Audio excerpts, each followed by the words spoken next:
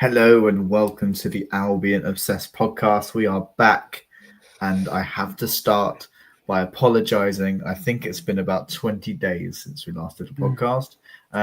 Not so good for people who have been nominated for Best Premier League Podcast this year. However, we are back and we are going to be talking about Wolves for a little while, and we're also going to be talking about the incredible win against Newcastle United. So before we go on, let's see what beautiful faces join me today. The first beautiful face, Dagan, all the way from the United States of America. How are you doing, my friend? All the way. It was a tough journey to my couch. No, I'm here. I'm excited to be here. It's good to be back. Love it. Absolutely love it. And fresh from Amex's incredible scenes is Andrew. Andrew, mate, how are you doing after a fantastic day on Saturday? Oh, delightful. Absolutely delightful. Fantastic win, and we'll talk more about it. But apart from that, yeah, I'm all good, mate. I'm all good. Good stuff, mate. And the most beautiful face we are joined by today is none other than Ben from the She-Goals podcast, here to talk about the men's game. So here we go. Ben, How are you doing, my friend? I'm very well, thank you. It's lovely to be back. Almost feels like too long since I was on there with you boys, but yeah, I mean, it's a great weekend all round for everybody. So, hurrah! Exactly. It doesn't happen that often that we get a double Albion win week, so we will take it and we will run with it. But Ben, I said you're on here to talk about the men's game, but we're going to talk to you first about the WSL season and how things have been going on that end of it. So yeah, how have you viewed it, and what's been your overall thoughts so far? I think overall it's been pretty good. I mean, very similar to how the boys have been getting on, really. I mean, as usual, we've had a lot of players come in, a lot of players go out. Some of the sort of fundamental players, like we lost Nikita Paris, which is probably the big sort of headline, because she was she was our top goal scorer, joint top goal scorer of the WSL. And there has been a bit of a worry about whether we replaced her or not. Obviously, we've got Michelle Adjumang back, which is great, and that's making the headlines for us. But we've also signed some really exciting, promising young players and stuff. And it's just kind of coming together a bit now. We've had a few hiccupy results again, like the boys. A defeat at the Emirates, but a very close defeat at the Emirates by Arsenal, only 1-0, and it was a very unlucky own goal from one of our fabulous Dutchies. And then, yesterday, no, not yesterday, 2 days ago, we had a rather rainy 3-0 victory over Southampton in the League Cup, which was great fun. So it's been, it might have been better. There's been a couple of results that have gone a bit astray, but on the whole, it's been fun. Yeah, that's really good to hear. And it's always difficult, isn't it, in the women's game in terms of contracts and stuff like that, and the turnover that we've had over the last few years. It seems hard to get that consistency. So when, as you say, it's taken a little while for them to gel, it seems like that's happening at the start of every season. Do you think the club are moving into a direction of trying to keep a consistent squad together from now, or do you think it's still going to be chopping and changing?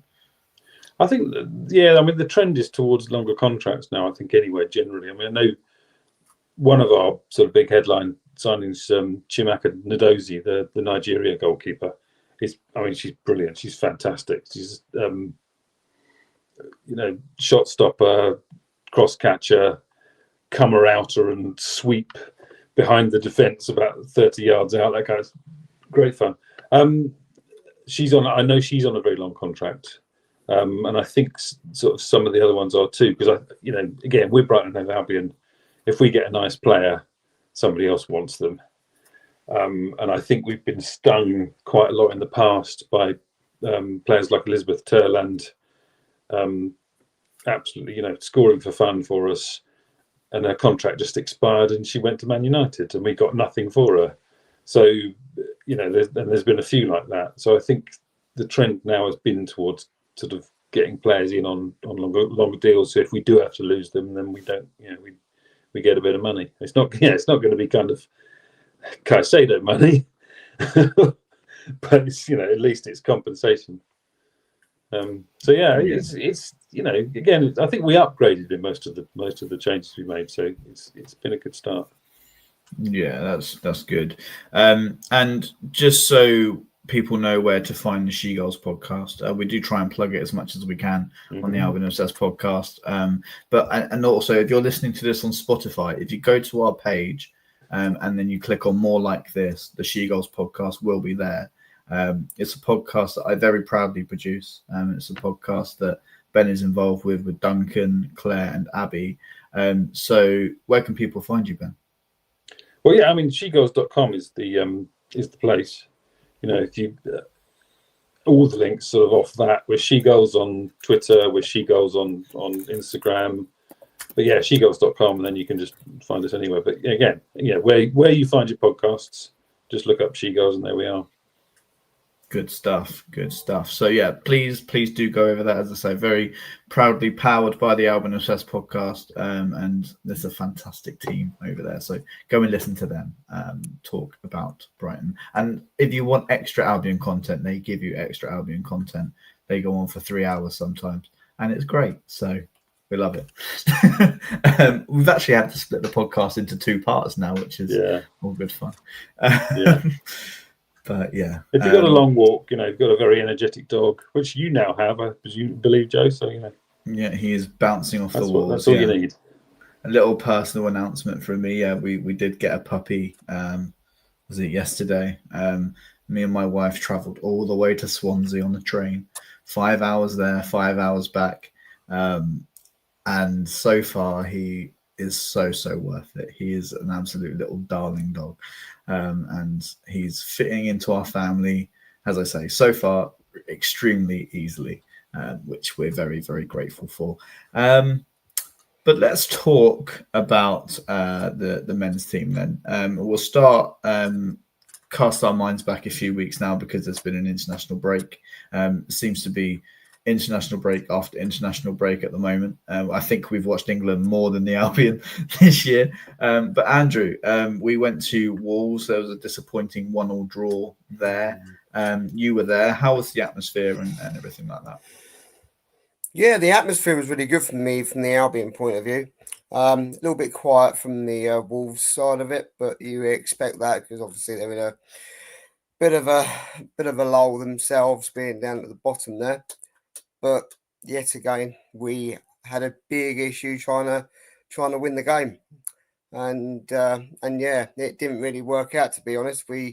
All we could get is a 1-1 draw out of it, and yeah, I went on to a well-known radio station and kind of put rather a negative view across, and obviously it wasn't liked at all. But going on from that, we just needed to pick ourselves up and go again, and that's what we've done exactly against Newcastle. Yeah, exactly that. Emotions can run high after a disappointing draw against a team that's struggling and have been struggling for months now. So I can fully sort of agree with you on the fact that it was frustrating. Dagan, it was a bit of a weird game. Their goal came a little bit against the run of play. We were creating quite a lot, and then as soon as they scored, we just stopped doing the things that we were doing well. And that confuses me. Does it shake us mentally, or like what is that block of we can't just carry on and get the equaliser? I'm gonna sound like a broken record. The league is really tough, man. The league is tough. All these teams are trying desperately in every moment. And I would say the Wolves had been awful. And as I said on our preview pod, Wolves had just beaten Everton in the Cup convincingly and dominated Spurs, only to be equalized in the last minute away to Spurs in the week before they played us. So they were in a little good patch there. They did have a rough, return from the international break, as many teams seem to do. But I would say we caught them at the wrong time, and we still controlled most of the game. It's just hard to put teams away. Right now, I was looking at the Opta rankings, and I know they're just rankings, but they are based in results and include, these results that are in competitions in Europe. The 20 Premier League teams down to the bottom team right now are in the top 60, all of them. Burnley is 60th in the world, right? So I just think it's tough to close out any game. The margins are so small. One mistake, as we saw this weekend, can be all the difference in the game. Fortunately, we were able to find one more this weekend. We weren't against Wolves. It's just really difficult, and the margins are so slim. So I don't make a lot more of it than that, honestly, because if you look at other games, and I do watch a lot of other games, all of the teams, apart from the very, very, very few elite, are struggling with the same kind of inconsistency week in, week out. Yeah, exactly that. Ben, I know that you're a massive fan of the Dutchies, and it was our Flying Dutchman that eventually was the saviour for us, scoring with a fantastic header. So what have you made of like his improvement from the moment we brought him in against Man City all those years ago to now? He's just become such a incredible sort of rock for us, hasn't he? There's nobody better, is there? There's nobody better. He has. He's really, he's one of those players you get in and they start playing and you think, oh, he's pretty good, and then as time goes on, the pretty good bit gets bigger and the butt gets smaller. He's amazing, and I think we were worried, weren't we? Or a lot of people were worried that we might get him stolen, and we're still a bit worried. But he seems quite happy at Albion Boy at the moment. So hopefully he's sticking around, and he looks like he might be a future captain, doesn't he? And he doesn't score many, does he? But he scores important ones.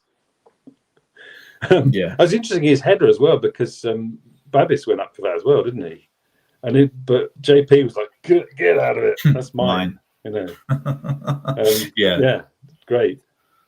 Yeah. I mean, the Dutchie the other end, it's very, very unfortunate goal to concede as well. He made a really good save, but then it just came down, hit the bar and came down and went in off his back. So, there's one X account in particular that seems to have it in for Bart Verbruggen massively. I'm not going to mention it, but I mean, it was a fantastic save, really, to put it onto the crossbar. It's just unfortunate that it then rebounds off the back of him and goes into the back of the net. Yeah. Those are just the unfortunate things of being a goalkeeper. The ball's going to hit you, and sometimes it's going to roll a meter behind you. What can you do about it? Let's see who's in the chat today. So we've got Joanna, hello to you. Doom, Danny Welbeck, I want to know how you scored that goal. Exactly. I do want to know how he scored that goal. And we've also got Rodders, hello to you. Rodders says, Wolves played well and we didn't. Yeah, that's pretty simple analysis of it. And I would agree. Joanna, teams fighting for points and fighting to win make it hard. Make hard opponents. Do you really agree with that, though? You really agree? Wolves played well and we didn't. We played well for like parts, and I think Wolves were probably the better team. Maybe not overall, but like they had their moments. Maybe that's just my negative view on it, Dagan. I know Tom agrees with you. I am starting to think what playing well for us means is very different, because whenever we have a lot of the ball and we're controlling the game, we're losing. And whenever we have less of the ball, which against Wolves, interestingly, we had less of the ball in the first half and we were up. Yeah. The second half, we dominated the ball, 69% possession in the second half, and couldn't get a goal, and then conceded one despite them having almost none of the ball. Yeah, but all of the games we've won, we've had less of the ball than our opponents. I just offer that up. Absolutely. I think the kind of domination that we had under Zerbi, where possession was everything, like things have really changed. And so I think the frustration comes from the years of not being able to put teams, and I don't want to say this because we hated it, but teams at the bottom of the table to the sword and score more goals. I think it just comes from that frustration of here we go again. Yeah. Sort of thing. I think we do ourselves a disservice intellectually when we let those feelings shape the way we feel about the thing that just happened. Because I just think we're seeing something different in the league wide right now, right? Pundits on TV are bemoaning that teams are trying long throws. The big teams shouldn't be doing that. Well, you know why the big teams are doing that? Because they're struggling to score against teams like Wolves and teams that sit back, right? Like it's a new paradigm in the league. And so I just want to push back against everybody who wants pretty football, because the only teams that seem to be able to do that are the ones who have, way, way, way, way bigger budgets, even relative to Spurs, right? Like those types of teams don't have the budget enough to be able to play that style anymore. That's why they have Thomas Frank and why they're doing relatively well. And everyone's saying they're playing terrible football. Every Spurs fan will tell you they're awful right now, but it's because they're playing like a Thomas Frank team and not like a big team. Sorry, that's my soapbox. On that, I think you said, once they'd scored, we stopped doing what we were doing, but they also stopped doing what they were doing. Basically, they were like, right, we're 1-0 up now. And you could see a lot of their attacks later on. They'd be like one or two of them. And then eventually some of the other guys had come up. But they were like, we're happy. We're 1-0 up. We're fine. And then so we had to just basically smash that goal out of them. And then almost could have got that, could have got one late on, were it not for that guy almost garrotting Ferdy Kadioglu. I think, as Dagan says, it's the sides at the bottom, the one thing they can do is the low block. And so they will. And that's what they'll do. They'll happily do that. I mean, Wolves, they wanted to win because they were winning until about 4 minutes to go, weren't they? But they're happy with a point. They would have been happy with a 0-0. So they were kind of quite happy to sit on their lead. And then you've got to smash your way through them, and it's just not easy. No, exactly. And I would agree with that. And as I say, that frustration of not being able to do it again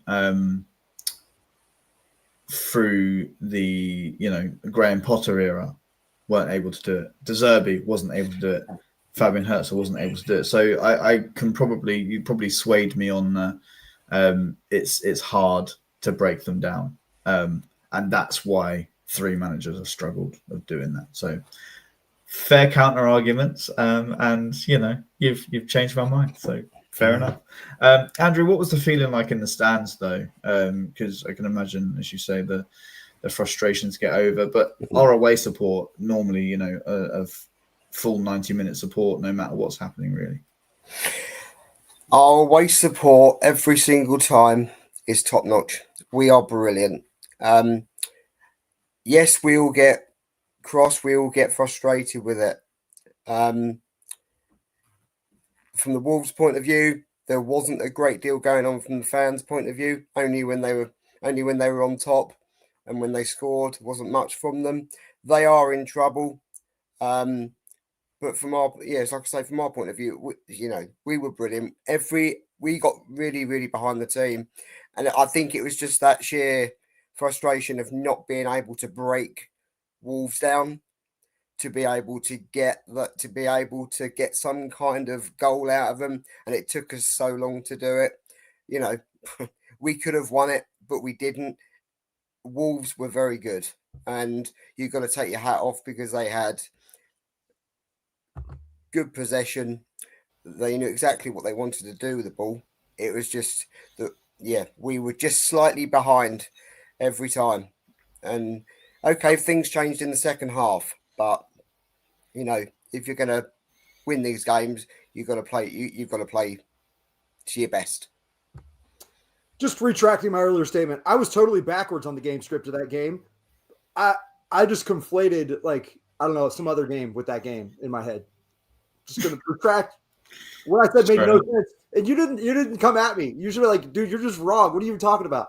Dagan, my head is full of puppy pads and God knows what right now. So you can say anything to me and it will fly. So it's fine. No. So we were down, and they did play well in the first half, as Roderick said. And we had a lot of the ball, and I guess broke through. Which is pretty anomalous to the rest of the season, though. But I'll talk more about that when we talk about Newcastle. So my Exactly. apologies for being off base about No. the Wolves game. I just had the game script backwards. I was thinking we gave away a lead again, but that's not what happened. Had we have given away a lead again, Dagan, it would have been very much more negative. I can tell you that much. Yeah. But let's talk about something positive though, because what a game at the weekend. After the negativity that has happened this season, everyone's going, "Oh, we've got Newcastle, definite loss, this, that, and the other." Looking at the fixture list, no points from here, no points from here.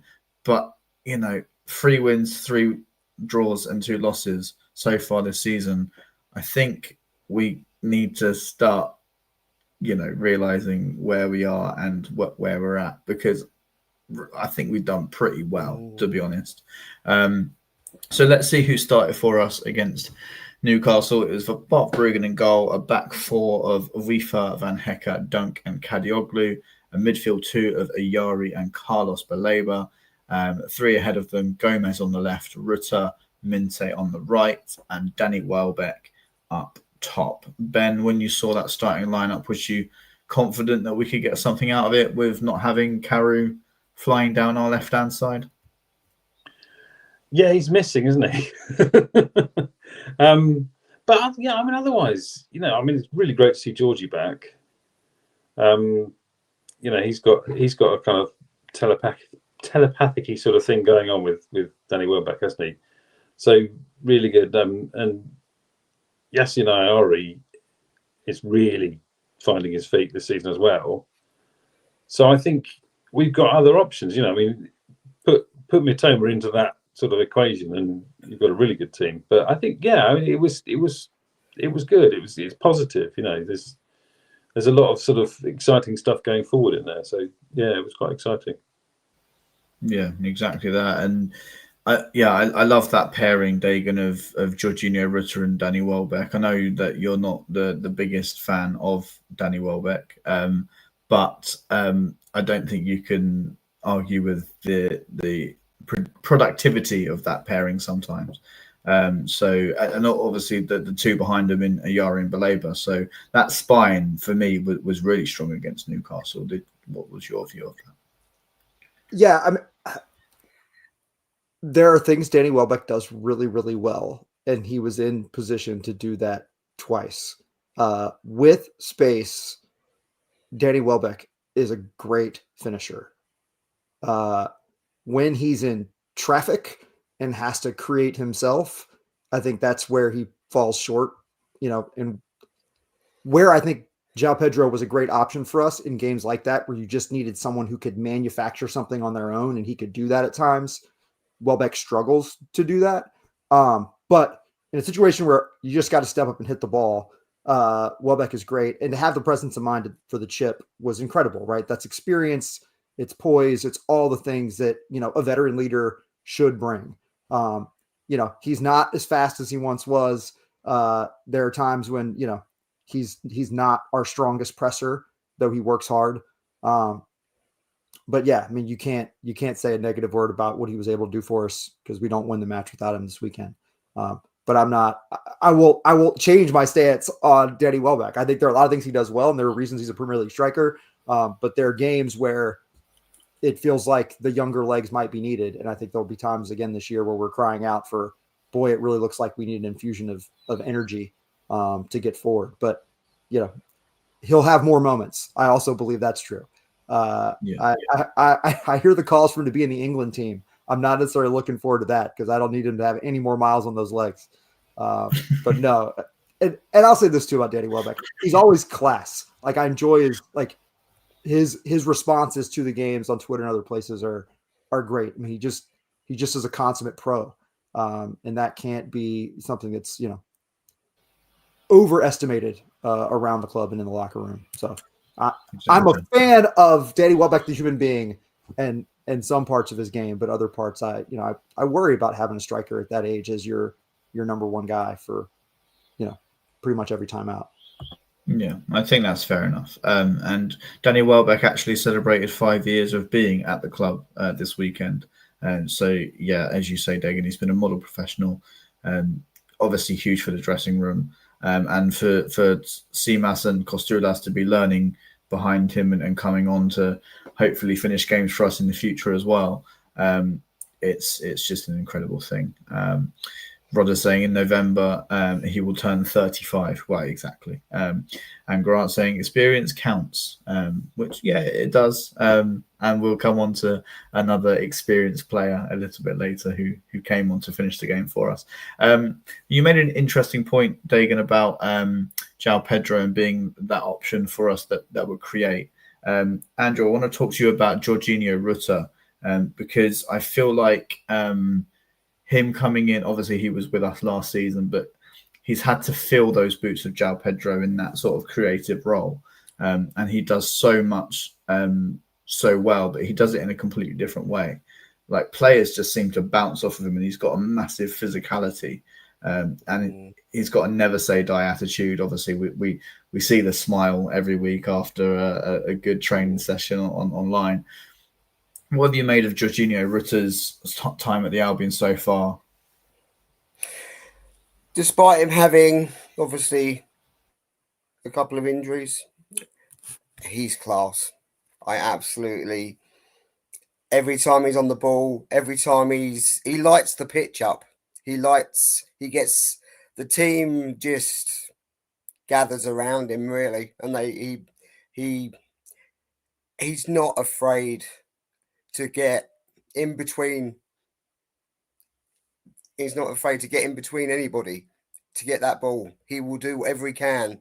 And, Saturday is a classic case of what he can do. And it's just, taking on two players, completely leaving them behind. And, and the end result of that, well, there you go, says it all. But yeah, and especially after the games and stuff like that, he gets involved with the crowd, and he gets us all going. And it's just a wonderful thing to see. He's great personality on and off the pitch. And yeah, we did a great job in getting him. And there's a lot more from him to come. Yeah, exactly that. Worth every penny. Actually, me and Andrew are visiting Ellen Road later next month.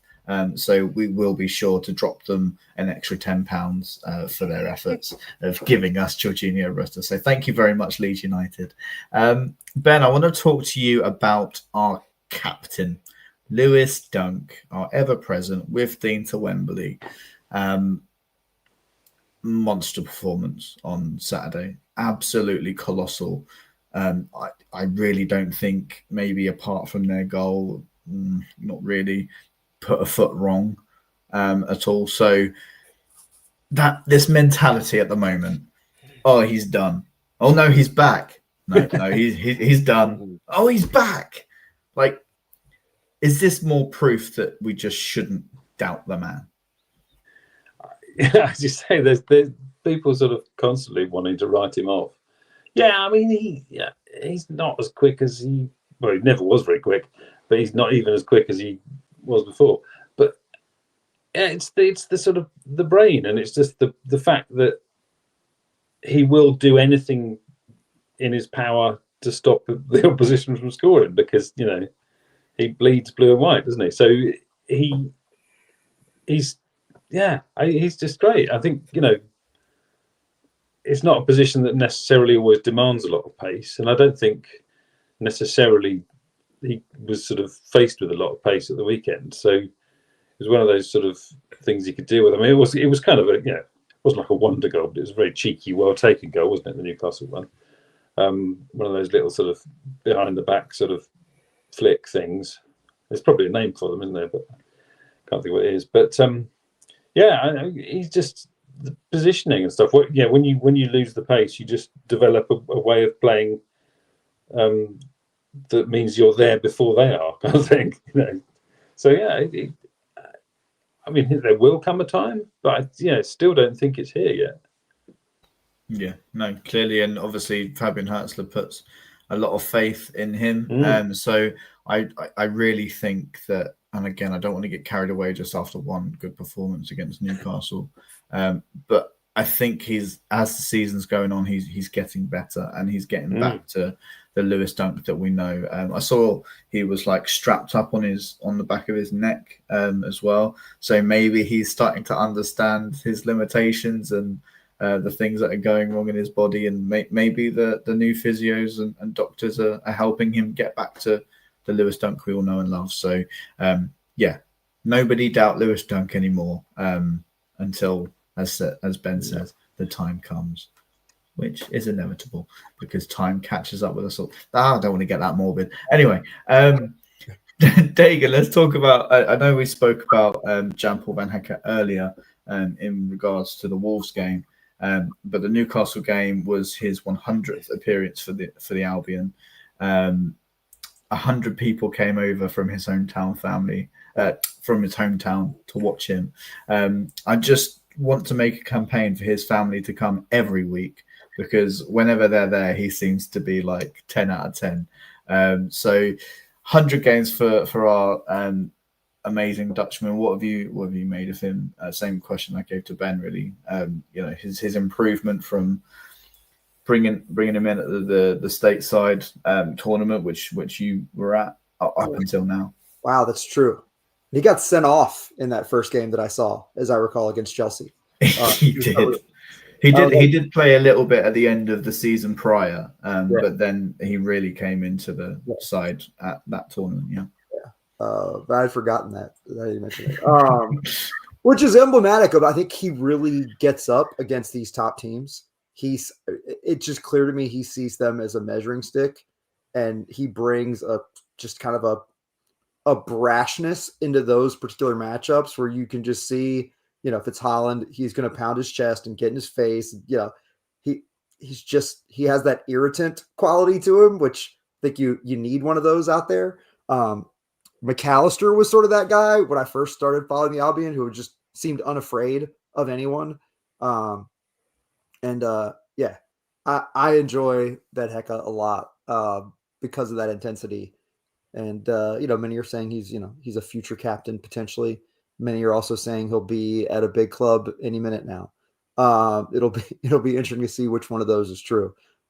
He did have one bad moment, right? He lost ultimate in the box for that goal, which, brought them very much back into the match. But that was really his only foot put wrong probably the entire day. And that, again, slim margins. On Dunk, I'm just going to add, couldn't hurt to have a couple of weeks off to get some rest. Not shocking to me that both he and Welbeck, following a break, came in and had an excellent performance. I think it's tougher to do it every week with old legs, as one myself with old legs. And a former athlete. Yeah, it can be tough to put it in every week. So yeah, let's see how they fare against Man United this weekend. Then, if we're going off of Dagan's theory, they might not have a very good game. Andrew, there was an injury that forced Hertzler's hand early on, sort of 36 minutes. Diego Gomez coming off injured, a little bit unfortunate, but what followed after I thought was quite a fun watch. Not saying Diego Gomez getting injured is a good thing, but Kadioglu was pushed further forward into the left midfield position, and De Kuyper came on behind him. What did you make of that link up? Because from where I was, obviously I'm only like 2 seats away from you, so I thought it was a really, really good link up. What did you make? Yeah, I thought they were brilliant. I thought they were both brilliant. I thought, you can never tell if it's going to unsettle it, but they seem to kind of just, get their places. They knew what they were doing, and they knew where each other was as well, and that was the main thing. And hope Gomez will obviously have a fast recovery and get him back, and hopefully it's not too serious. So we'll wait and see what happens on that. But apart from that, I think completely, absolutely fine. And you just want to you want to see the team gel, and they did, and that was the most important part. Exactly. I really liked that balance, Ben. I don't know if you got to watch much of the game, obviously it was a 3 p.m. blackout, wasn't it? But the balance of having Mats Vifa and Minter on one side, Minter obviously is a workhorse and he tracks back, he presses for 100 minutes sometimes. And then you've got essentially two left backs on that side, but Kadioglu who can push forwards. That defensive sort of output from all of those six, sort of around that, obviously with Dunkey and Van Hecker included, really sort of gave us that solid platform to go on and win. Is that a balance that you think Hertzler would be thinking, oh, hold on a minute, I've got something here? Yeah, I think so. I mean, it's good. I mean, when you put your fullback on the wing, you've kind of got a winger that can defend, and you've got a winger that can swap with the other one, and then you've got, and as you say, I mean, Mint is not a defender, but he will defend. So if Weaver or whoever comes past him, then he'll happily slot in behind him. So you've got, it's flexibility. It's kind of old school Ajax football, isn't it? Just the fact that anybody can play anywhere, and if somebody runs into a space, then the person that was there will notice where they've been and go. So it's great. It's the more the merrier. I think if one guy goes forward, another one covers him. It's brilliant. And if I suppose you get the problem when Karim Matoma does come back, because he's not quite the defender that someone like Minter is, or certainly Kadioglu. So that might fall apart then. But then we'll have Matoma back, so it won't matter. Exactly.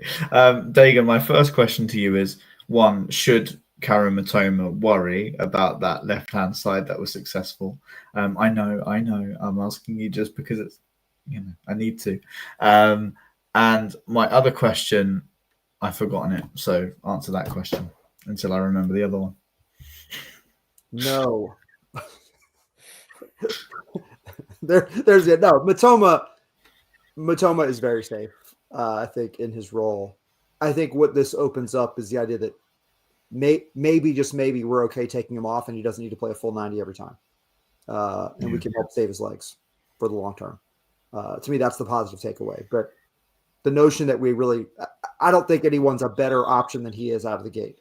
But I think once he's, run down. Also, maybe that does make it feel like he could be an option to come on late and change the game. Because he's a nightmare for a fullback at any point. So more optionality, but I still think he's the number one guy. There's a more complex answer than no. I have remembered my second question. Obviously, as I say, I know that Hertzler's hand was sort of forced with the Diego Gomez injury early on. But given how successful that change was at that time, again, more proof that maybe Hertzler does know what he's doing, Dagan. Joe, come on. You're gonna dangle that in front of me. Look. Yes, I am. Go. Yeah.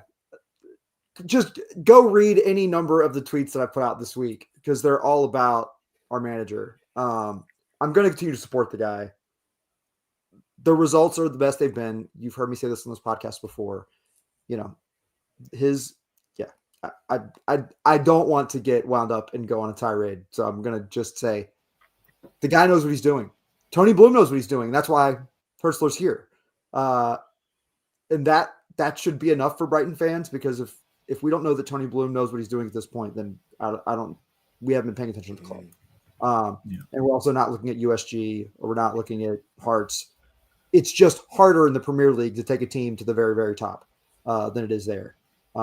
But I still will not rule out that it isn't his long-term goal to get us there, to be one of those big, big, big clubs at the top. It's just going to take a really long time to get there, but sustained success over time. And, having a manager who's now, I will add this one plug. Fabian Hertzler is 14th, actually tied for 13th with Maresca, all time among all managers in the Premier League era for the lowest losing percentage. He's only lost 23.9% of his matches, 11 in 46.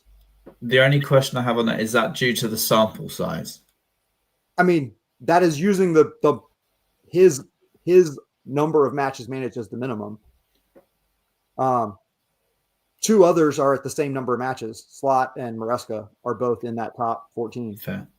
But I mean, you look at those names. The one unique thing about Fabian Hurstler on that list is he's the only name in the top 14 that didn't manage primarily at a Big Six club. So again, it's not nothing that he's proven the hardest to beat. Right? We could have won a few more, but we're not losing a lot of matches. Right? Yeah. If you just don't lose at that rate, you'd have to win fewer than 4 games in the rest of your games. Okay. Follow my logic here, right? If he's drawing that much, right, he could have 28 draws. You want to make sure my math is correct. Is that right? 26? No.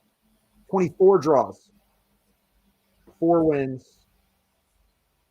No, because you don't have 8. So you only have 8 losses. Sorry, my math is getting messy. But 8 losses over the course of a season, if that's what he ends up averaging, like you're not going to be relegated. Is the point I'm getting to. And I know that our goals are higher than that. But when I came in after our 9th place year, I was in conversations with you guys where you were saying we're not going to finish in the top 10 again. There's no way that's going to happen. We're just happy to stay up, right? Fast forward a couple of years, and it's insane the expectations that people have that we should be in the top 6. We shouldn't. We just continue to overachieve because we have an incredible owner who continues to bring in talented managers. And we have one right now.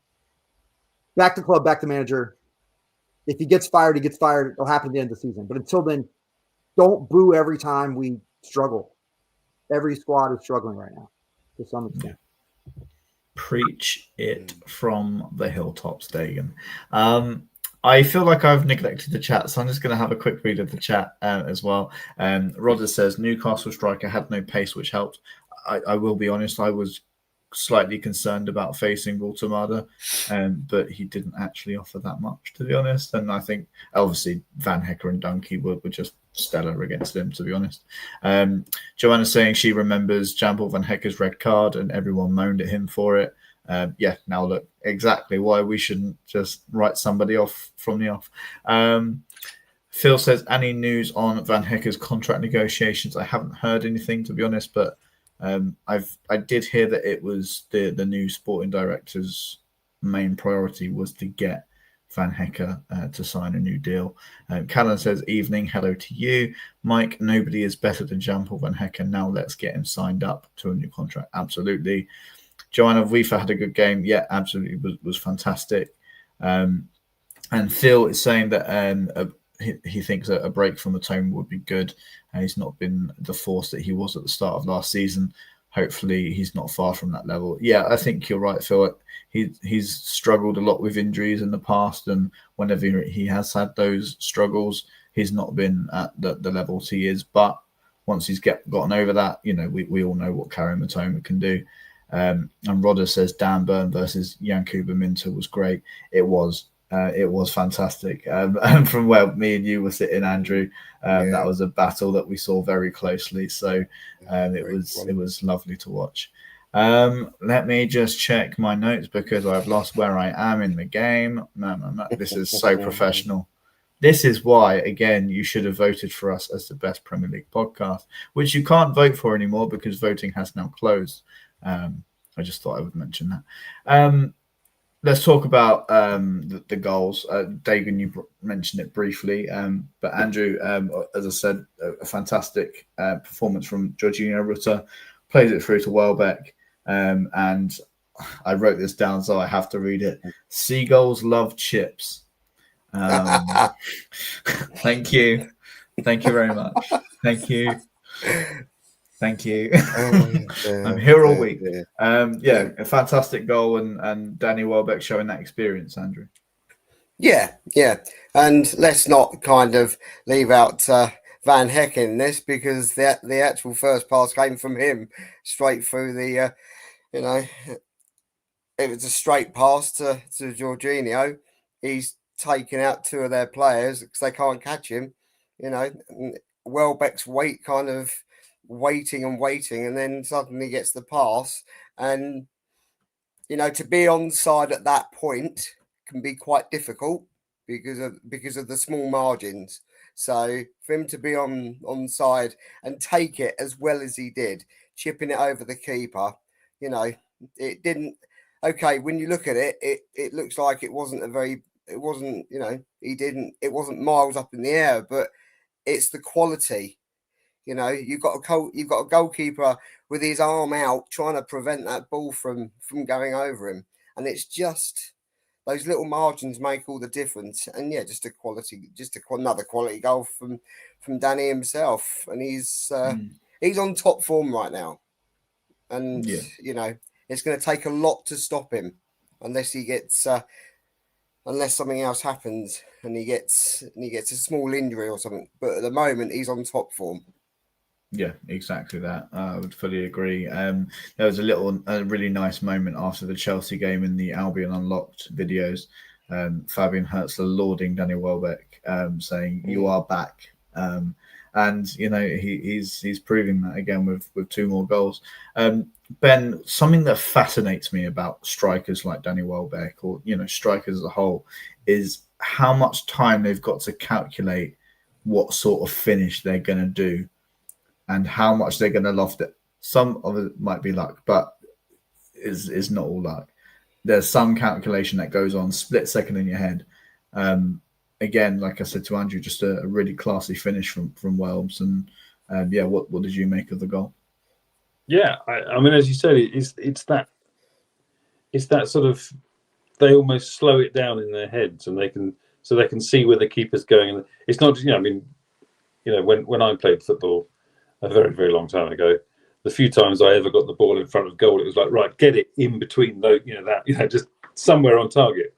And basically it'd usually be straight at the person with the glove standing in front of me.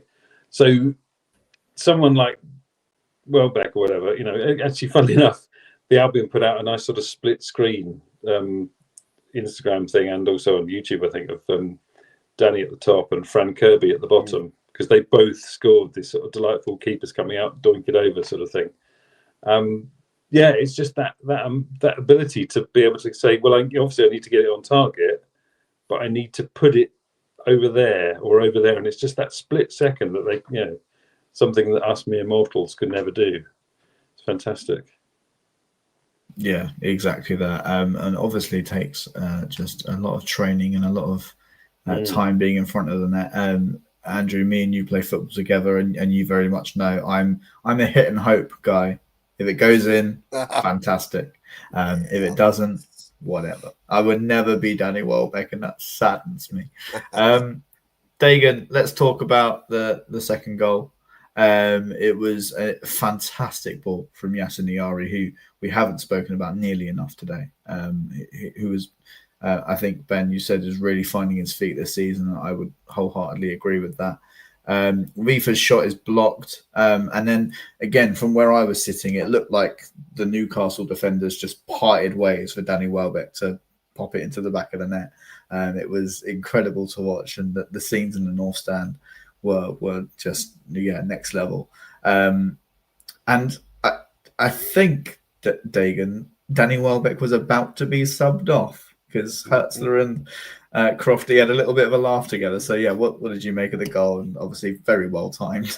Yeah, I mean, he was Johnny on the spot there. He was right place, right time, great strike. Sometimes just getting the ball in the box, running in hard as Weaver was coming in. I think they made a tackle on him, ball squirted free, and there it is. There's a certain degree of chaos and luck that happens in this sport. And that goal certainly felt like it was against the run of play. Newcastle seemed to have taken control.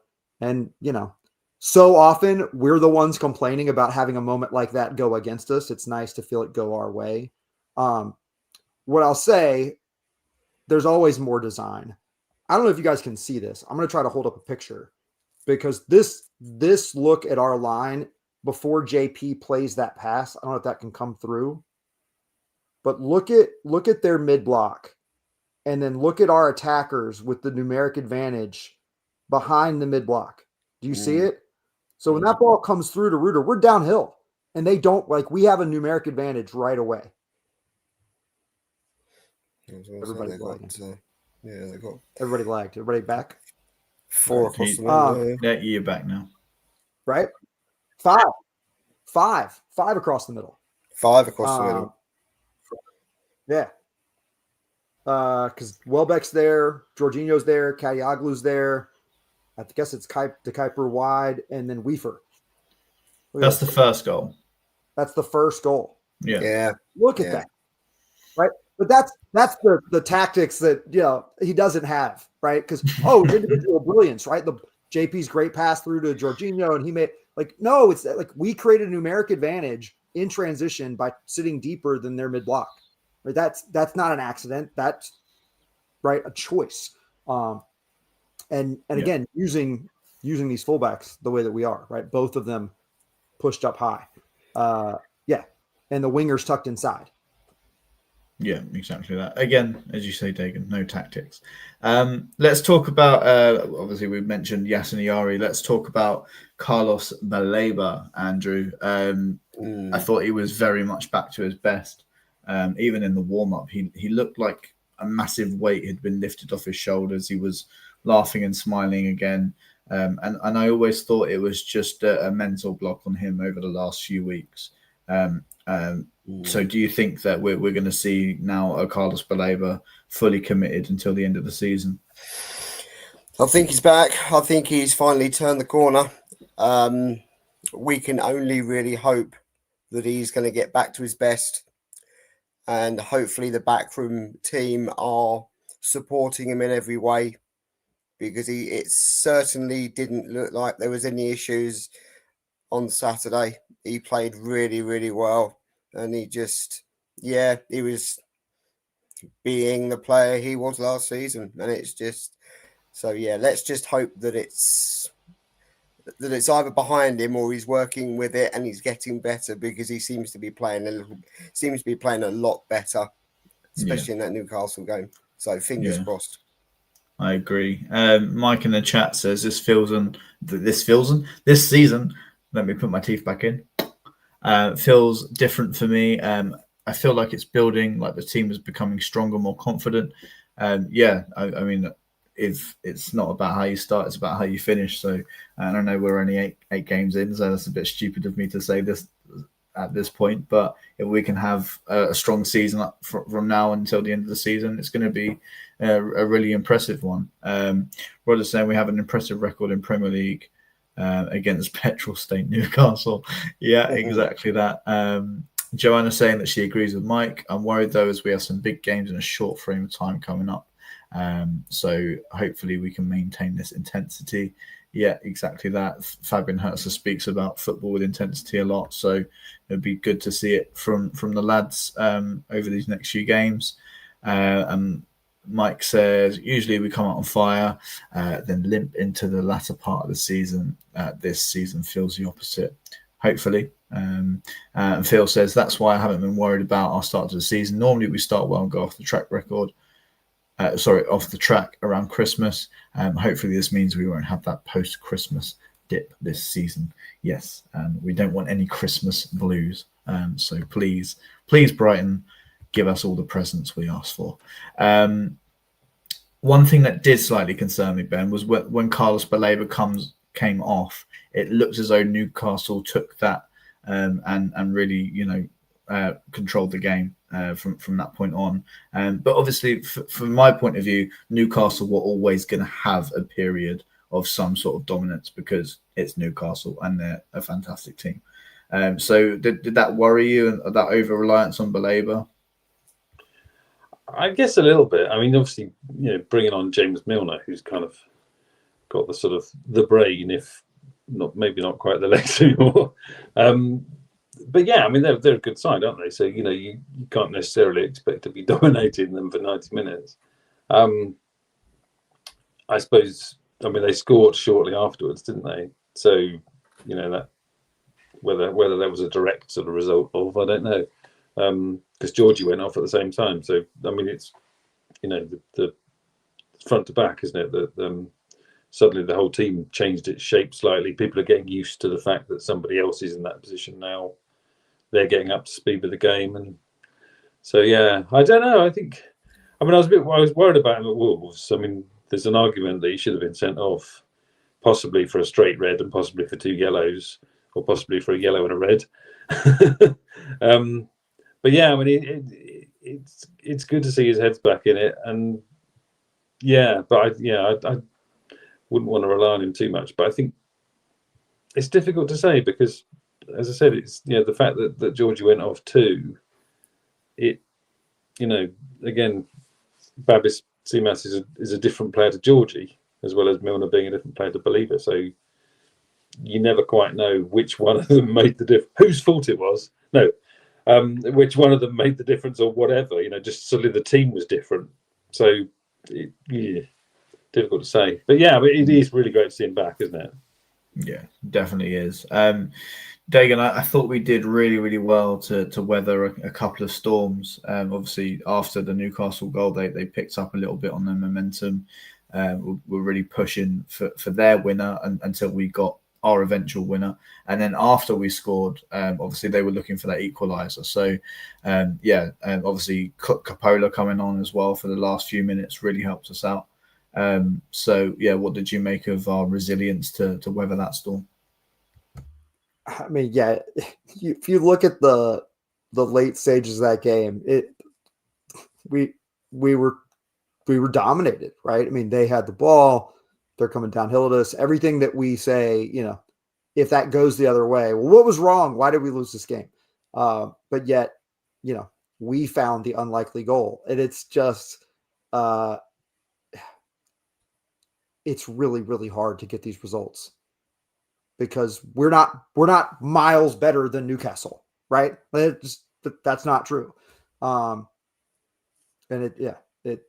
They're a tough team. They're leading Benfica right now in the Champions League, with the same team essentially that we played, because it's a really good squad.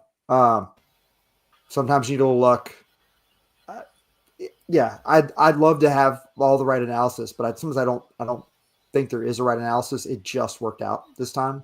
I think especially once you get down to the end of games, it's messy.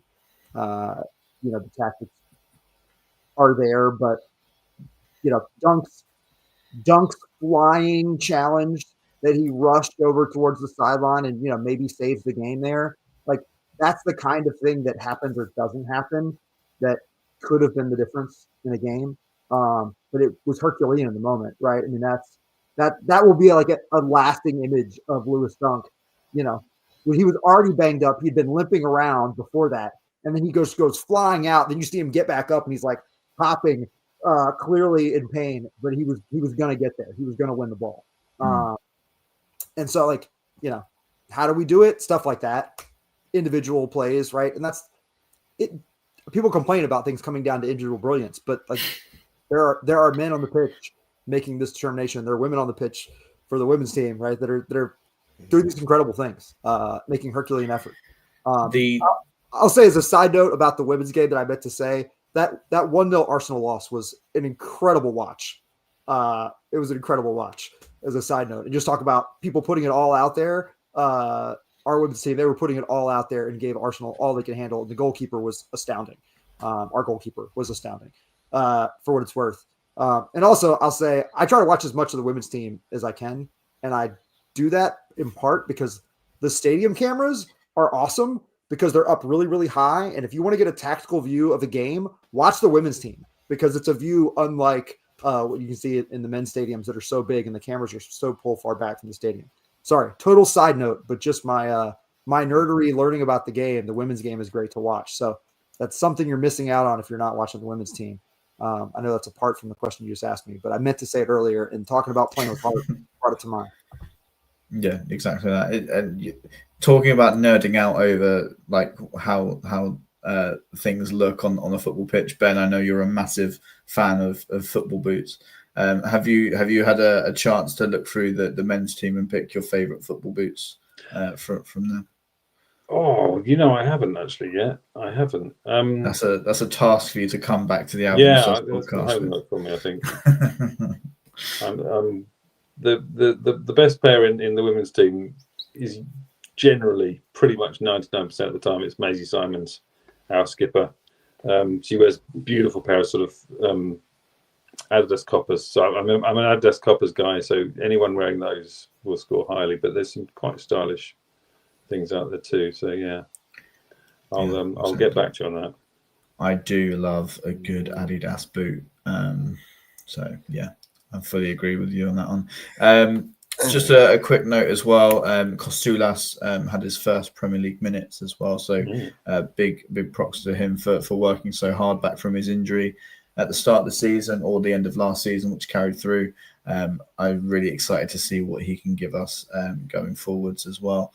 But as we draw to the end of the podcast, I'm going to go round the cast and ask them all to pick me a player for good or bad reasons. Ben, I'm not going to come to you first because you look like you're going to struggle to think of one.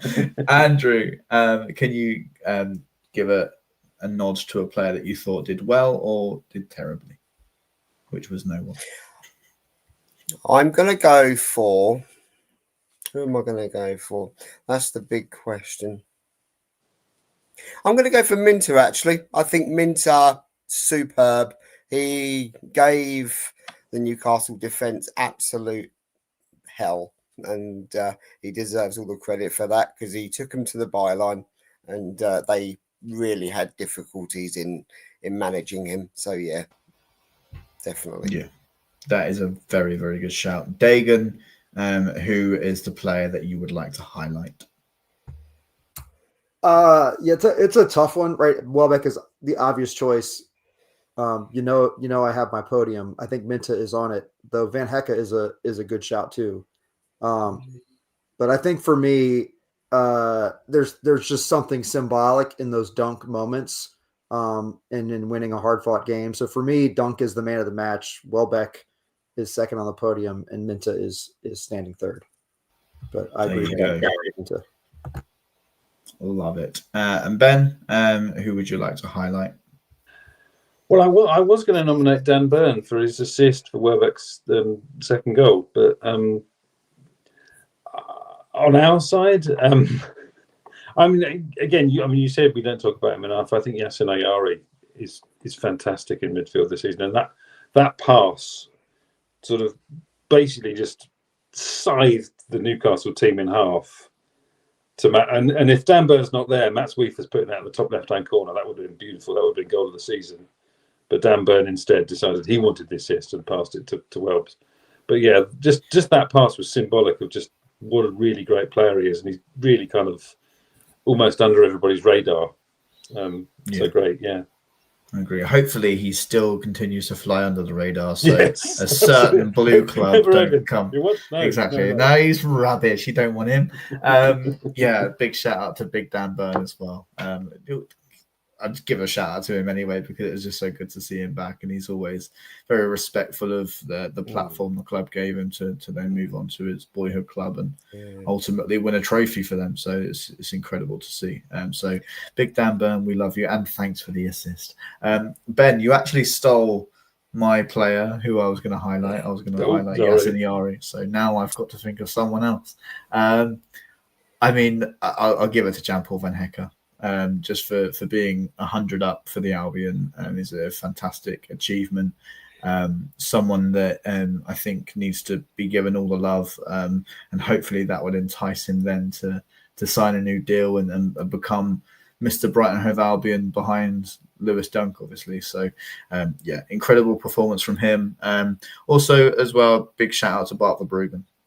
Because I think he was pretty solid, to be honest, and that their goal was a fantastic back heel that I don't think many goalkeepers would have expected. So, big shout out to the Dutchies. We love them. We love them on here. We love them on the She Goals podcast. So a loving for them. I guess that draws us towards the end of the show today. because me and Ben need to get onto another podcast in a minute, actually. Duncan, I see you in the chat. We're coming. Don't worry. So, yeah, if you want to find out more about the Albion Obsessed podcast, just search Albion Obsessed and we will come up. We're on Blue Sky. We're on Instagram. We're on Facebook. We're on YouTube. We're on Spotify. We're on Apple Podcasts. So please go and subscribe to all of those lovely platforms. Can I just say one thing, Joe? Sure. I saw the attendance for the Southampton game at Crawley. Now, if the girls were back in Brighton or in the local area, that crowd would have been much, much bigger. It's because it's Crawley. People can't. It's not the most easiest place to get to the stadium. So let's get the girls back. We'll have a massive support following them and in a nice new stadium at some point. And yeah, I think it's just a big shout out to the ladies because they're doing incredibly well. Exactly that. Get them back to Brighton, please. Because I fully agree with that. I know Uncle Tony was talking in the week about the fact that there's been another delay on something with the stadium that they're planning. But, we're hopeful. Because, we normally get 2,500 for an average game. That was League Cup, so that was obviously, for some reason, much, much less. Yeah. But yeah, it's a pig to get to. It's not even in the middle of Crawley. It's on the outskirts of Crawley. So, yeah. I think the attendance I saw was about 900 and something. So that's pretty shocking, really. So. Exactly. Fully in agreement with you there, Andrew. Get them back to Brighton and get that announcement as soon as possible. And it will be very, very good. They are playing at the Amex, actually. On he said, just quickly pretending he wasn't looking it up. On, how has it gone? On the 16th of November. There we are. We're playing Leicester City at the Amex. So tickets available for that. Come along. Hopefully, Leicester aren't the greatest side. We might put a few goals past them. It will be a very entertaining time. Absolutely. So do that. Follow Shegoals, shegoals.com, Shegoals on Spotify, Apple Podcasts, and on X as well to follow the fantastic work and the fantastic content that they are putting out as well. And I guess that just remains for me to say, wherever you may be, whenever you may be, we will see you next time. Hopefully not in 20 days. Next time. See you later. Bye-bye.